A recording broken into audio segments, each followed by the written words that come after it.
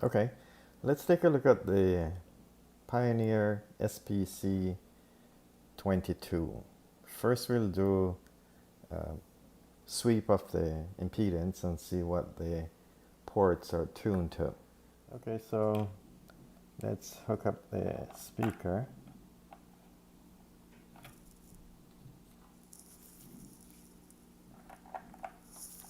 Now let's do the impedance sweep.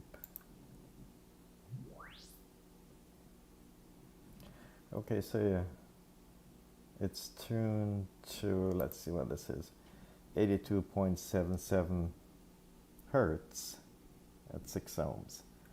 Okay, so that's the tune-in frequency of the ports. Now let's look at the frequency response.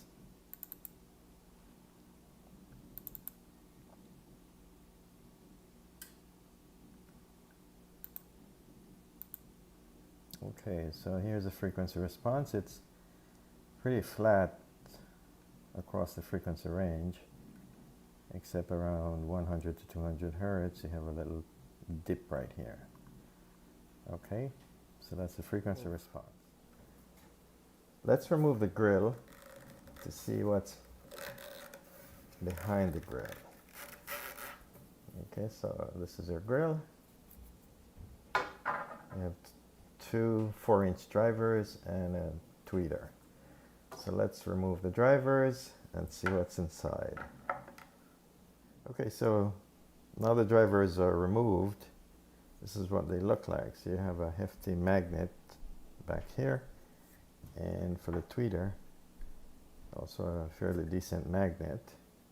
Now inside you have some damping material. On the side here, there is none in the middle here. I've also included some damping material on the side just to reduce the resonance of the box. So next we're going to remove the crossover. So back here we remove the crossover. Okay, so this is the crossover removed, and now we're going to remove 4 screws to take off the top piece. Okay. So here is the crossover. On the bottom there was a air core inductor that was replaced, and also this capacitor was replaced, and this one was replaced. So this is the compensation network for the woofer. So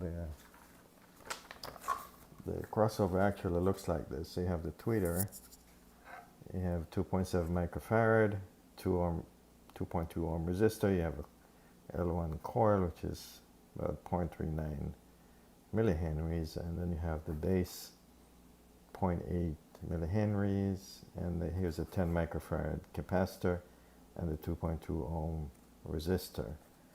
So the parts that were replaced look like this is the 0.8 millihenry inductor. So this replaces this guy, and then this capacitor is replaced by this one. So this is like a generic cheap capacitor.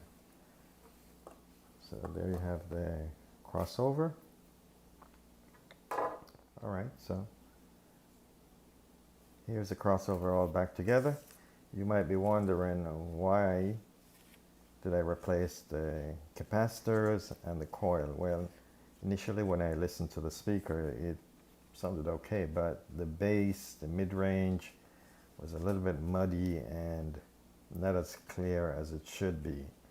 So the high frequency, on the other hand, was acceptable, but you can tell you have some issues with possibly the capacitor, where if you listen to cymbals or high frequency, it's not as articulated as it should be. So replacing the capacitor did improve the high frequencies, and also the bass and the mid-range, mid-bass was also improved with replacing the coil. and the capacitor, especially the coil, that compared to this little iron core inductor, it's not the best thing to have in the signal path, especially mid-range and voice.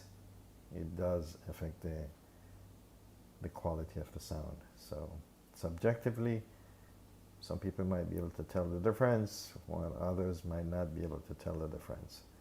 But in terms of being a center channel where you're going to have a lot of dialogue, you want the best sounding parts in the signal path for the drivers. So there you have it, the SP-C22 upgraded crossover, and some damping material. You can also add some more damping to the cabinet to further reduce the resonance of the cabinet.